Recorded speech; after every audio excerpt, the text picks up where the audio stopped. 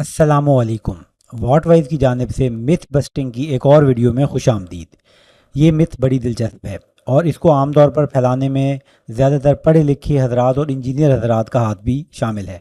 उसकी एक वजह भी है। मिथ ये है कि अगर हम अपने मीटर के साथ कैपेसिटर लगा लें, एक बड़ी वैल्यू का कैपेसिटर लगा लें, तो हमारा बिल कम आएगा।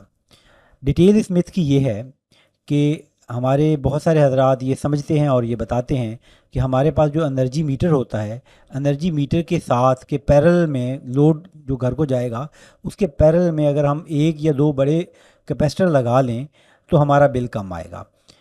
इस मिथ के पीछे वजह ये है कि जो कैपेसिटर्स हैं वो पावर फैक्टर को कम करते हैं।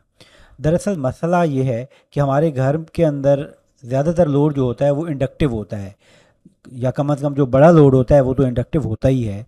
जैसा कि मोटरें हैं, जैसा कि एयर कंडीशनर हैं, जैसा कि फ्रिज फ्रीज़र हैं, ये सारे इंडक्टिव लोड होते हैं। और इंडक्टिव लोड होने की वजह से सर्किट में वोल्टेज लीड करते हैं और करंट लैग करता है। अगर आप इस बात की डिटेल जानना चाहते हैं तो उसके लिए हमारी दूसरी वीडियो मौजूद है। तो आइए हम असल बात की तरफ आते हैं।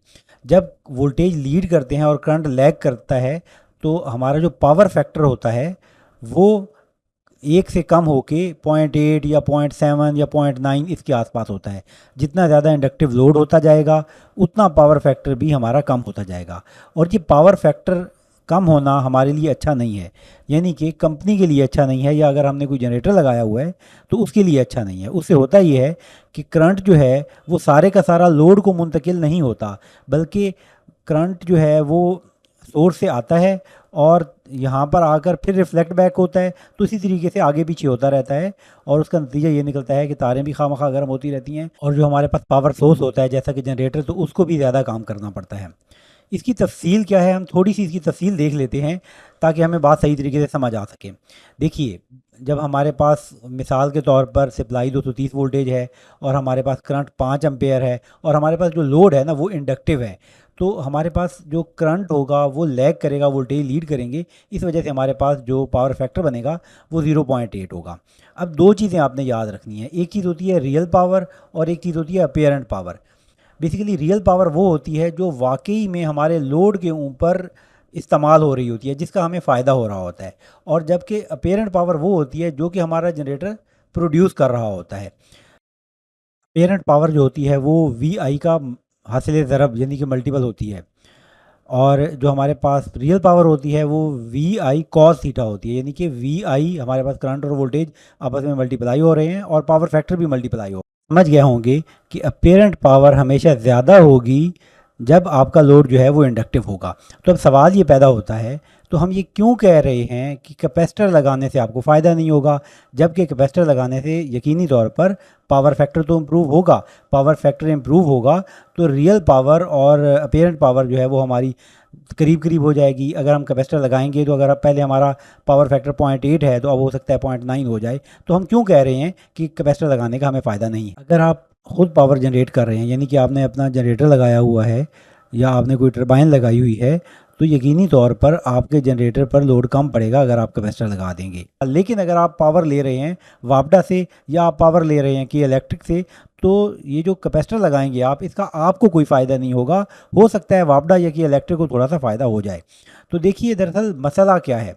देखें, जो हमारे पास पावर आ रही होती है जो कि हमारे पास P is equal to V I होती है, जो कि जनरेटर जनरेट कर रहा है या कि इलेक्ट्रिक हमें दे रहा है, वो तो हो गई P is equal to V आई।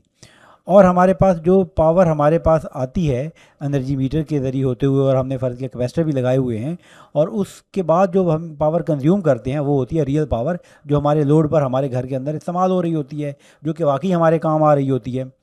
तो ये P is equal to V I cos theta होती है, जो कि रियल पावर होती है। तो ये जो रियल पावर होती है इसको हम मेजर करते हैं वाट आवर के अंदर, किलो वाट आवर के अंदर। और आपको पता है कि एक यूनिट किसके बराबर होता है, एक यूनिट होता है 1 किलो वाट आवर के बराबर। तो बेसिकली आपका जो मीटर होता है वो मैयर ही किलो वाट आवर करता है। वो मीटर के इलेक्ट्रिक वाले या वापडा वाले लगाते हैं उनके ऊपर लिखा भी किलो वाट आवर मीटर होता है, वी मीटर नहीं लिखा होता, वोल्ट एम्पेयर मीटर नहीं लिखा होता, बल्कि किलो वाट आवर मीटर लिखा होता है। और तमाम कंपनियां कम अज़ कम पाकिस्तान के अंदर आपको जो चार्ज करती हैं वो रियल पावर का चार्ज करती हैं। उसके अंदर ऐसा मैकेनिज़्म लगा होता है कि वो आपका रियल पावर ही मेजर करेगा। तो कैपेसिटर लगाएं या ना लगाएं, आपके बिल में कोई फ़र्क नहीं पड़ेगा।